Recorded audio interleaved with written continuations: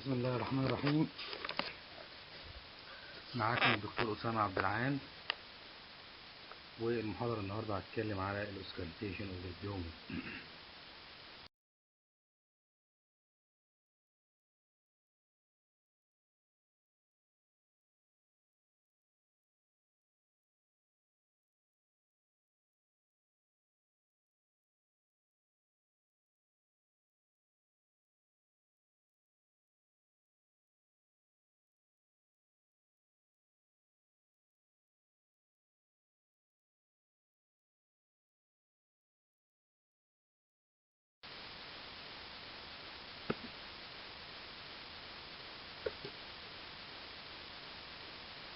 الميثودز اوف ذا examinations 4 بالتسلسل الطبيعي أو التسلسل المنطقي.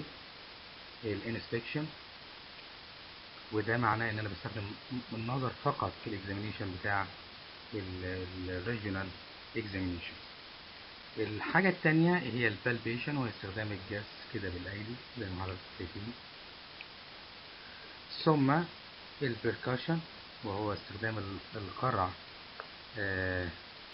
علشان نعرف إذا كان المنطقة دي ريزونانت ولا دال.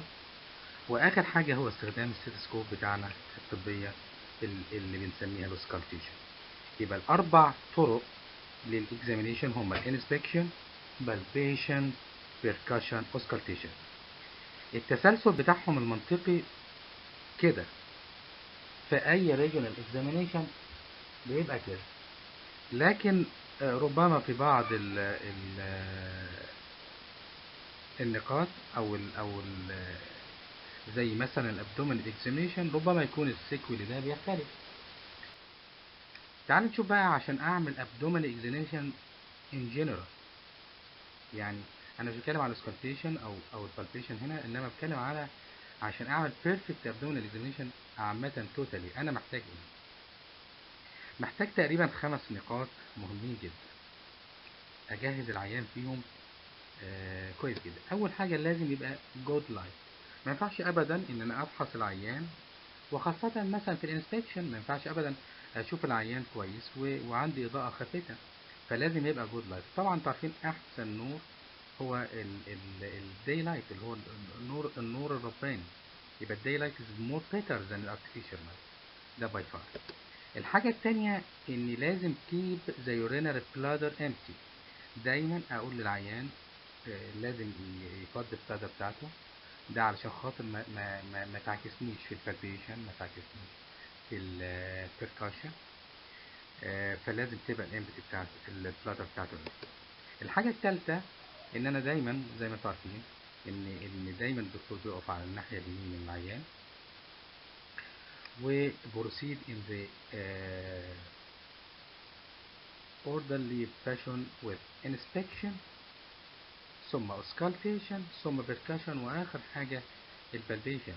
شفتوا بقى هنا الترتيب اختلف، خلينا البالبيشن اخر حاجه. ليه بقى وده خاصه في الابدومينال اكزامينشن، لانه لو انا اتخيل لو انا بعمل بالبيشن للابدومين definitely ممكن الانتستينال ساوند مثلا في الاوسكالتيشن تتغير، ممكن يحصل كونتراكشن للابدومينال ماسلز، الانتيرو ابدومينال ماسلز، فبالتالي مش هقدر اعمل بركشن كويس.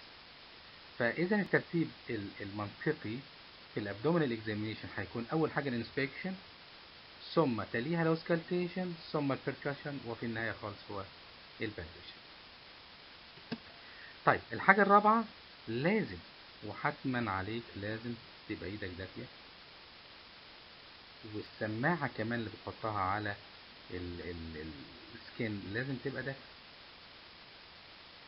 وخاصة في الأيام اللي احنا فيها ما يجيش واحد تبقى إيده ساقعة جدا ويفحص عيان جسمه أصلا دافي. شيء طبيعي لازم يحصل فيه ريفلكس كونتراكشن للماسلز، وهيحصل فيه يعني inevitable contraction للابدومينال ماسل، وبالتالي مش هتقدر، لا هتعرف تحس كويس ولا هتعمل بركشن كويس ولا هتعمل جميل.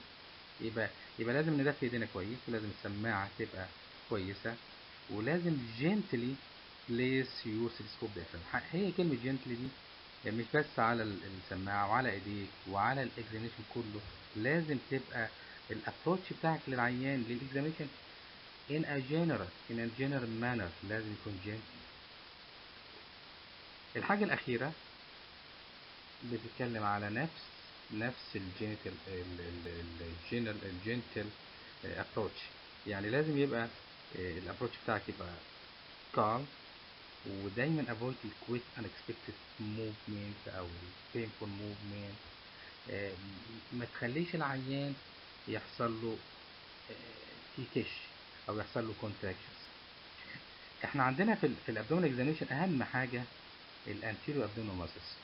طالما الانتيريور ابدومينال ماسل بتاعك فولي ريلاكسد، تاكد تماما انك انت هتقدر تعمل جود ابدومينال اكزامينشن.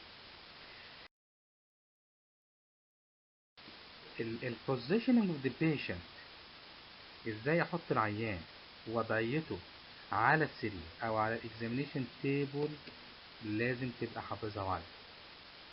اول حاجه العيان لازم يبقى فولي ريلاكسد.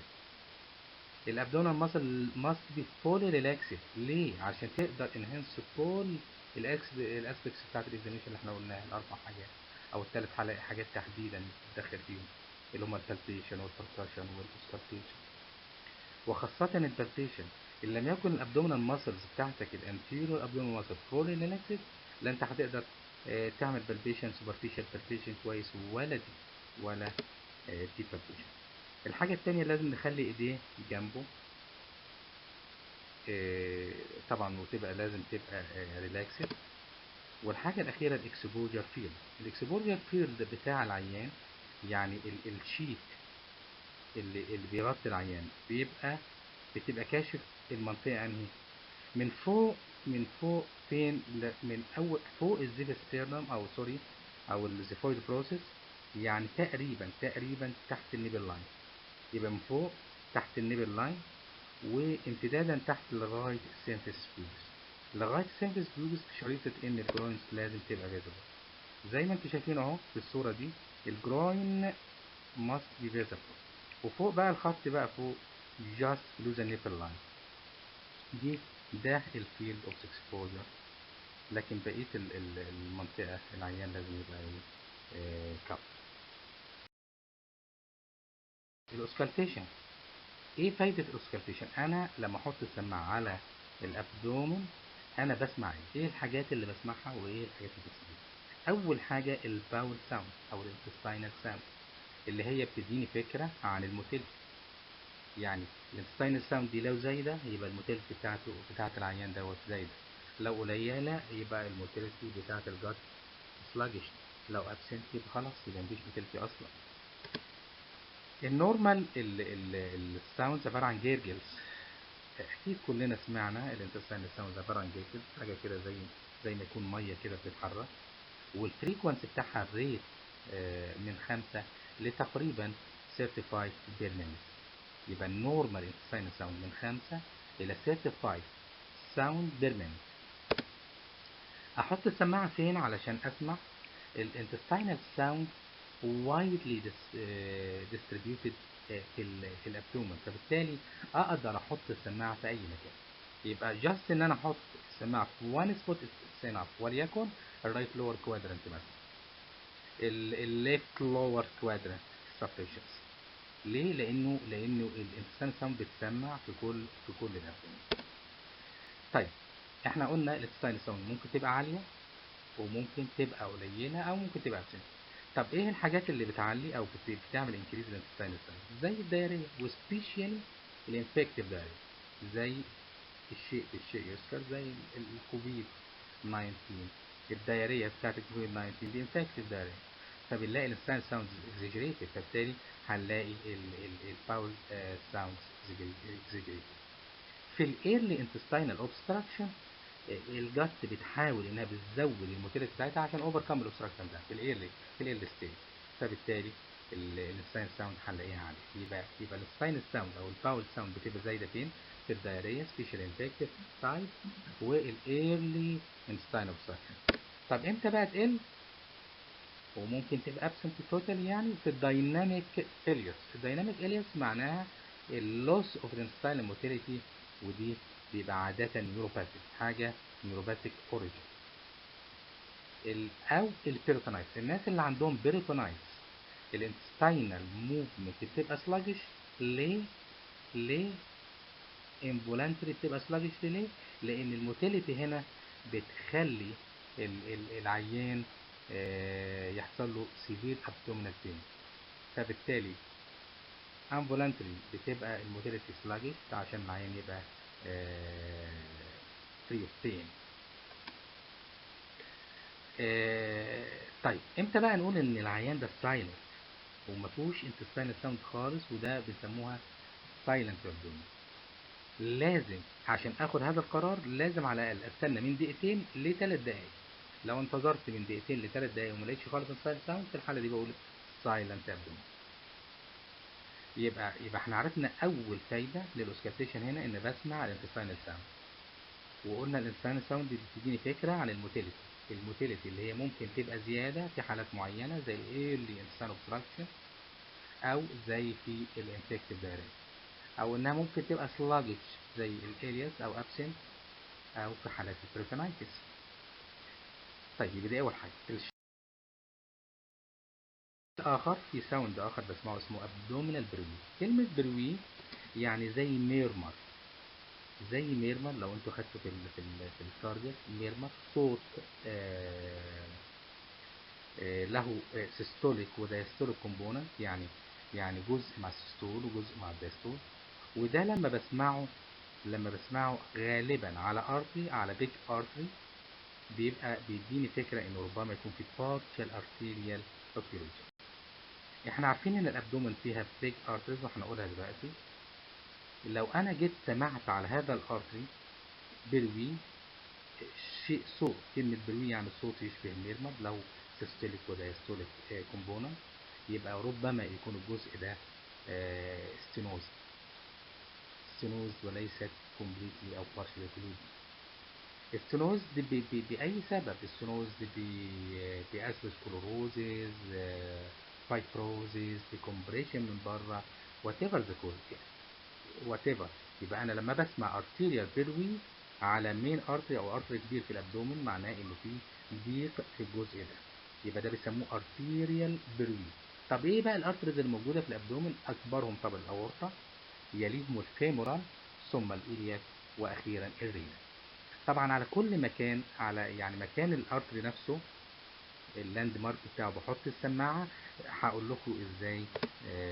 زي كده مثلا لو احنا شايفين في الصوره دي ال ال ال الاورطه هنا، الدايره الحمراء اللي في النص دي الرينال ارتري على الناحيتين، بس مور بيتر بيتسمع على الباك في الكوستو فيرتبرال انجل على الباك. لو حطيت سماعه هسمع لو في بروي على الرينال ارتري يبقى في الرينال ارتري ستينوزس، ثم الإلياك انفرامبرايكال، ثم في الانجوينال اريا هسمع الفيمورال. يبقى دول الاماكن بتوع المين ارتريز اللي موجوده في الابدومين اللي ممكن اسمعهم عليهم ارتيريال بري. يبقى اذا البري اللي بسمعها تعني ارتيريال ستينوز او بارشال ارتيريال كلوجن. طيب هل في بروي تاني اخر بيسمع في الابدومين؟ نعم، اسمه هيباتيك بروي، يعني بسمع على الليفر بروي. وكلمة ان انا بسمع بروي معناها ان الفاسكوليتشرز اللي موجودة في الليفر زادت بطريقة رهيبة، فبالتالي حصل زي شانتنج كده. وده ما بيحصلش الا في حالتين مهمين جدا لازم تبقوا عارفين: الكارسينوما او الهيباتوما او الهيباتوسيليولار كارسينوما اوف ذا ليفر طبعا، والالكوهوليك هيباتايتس. يبقى اذا في الهيباتوما او الهيباتوسيليولار كارسينوما والالكوهوليك هيباتايتس ليه بسمع بروي على الليفر؟ علشان خاطر الفاسكوليتشرز بتبقى زايدة وفي نيو فاسكوليتشرز ونيو شانتنجز، فبسمع بروي.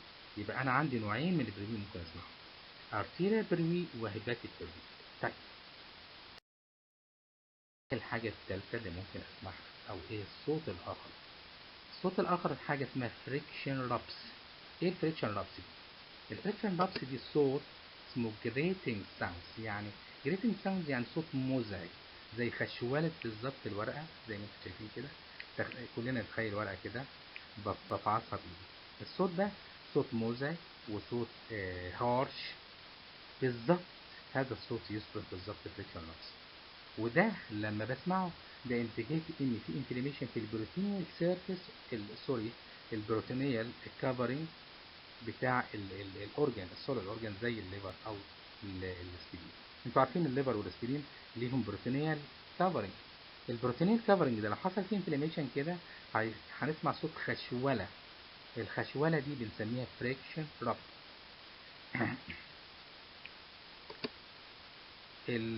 الكلام ده ممكن يحصل في ايه؟ يعني مثلا لو سمعناه على الليفر، في الليفر كانسر او في الهيباتوما، بنلاقي فيه بعض الانفلاميشن في البروتين كفرنج، فبنسمع الفريكشن بار.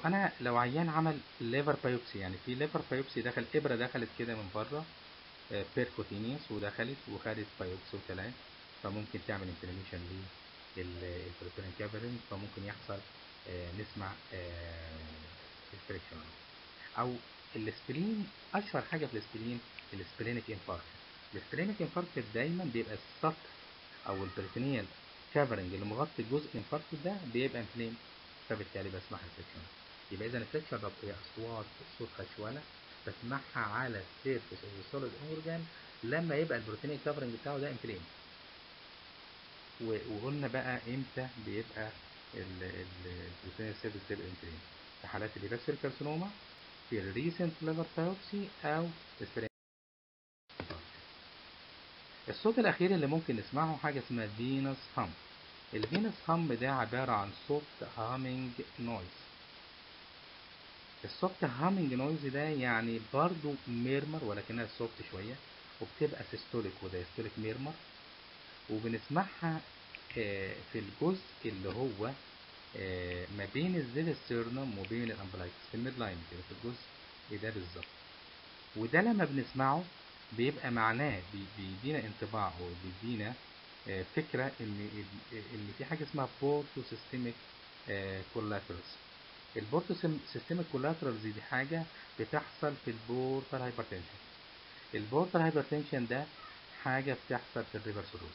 يبقى اذا الصوت اللي اسمه فينوس هام عباره عن صوت سوفت هامينج نويز بيتسمع في الميد لاين كده ما بين الزيفسترنم والامبلايكس، وده بيبقى عبارة عن سوفت ميرمر لها سيستوليك ولها دايستوليك كومبوننت، ودي بتعني ان العيان ده عنده بورتال هايبرتنشن.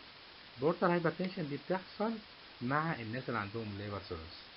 يبقى دول فقط الاصوات اللي ممكن بسمعها، او السيجنيفيكانس اوف اوسكالتيشن الجلوكوز. بكده يبقى احنا خلصنا. ولو اي حد له اي سؤال فقط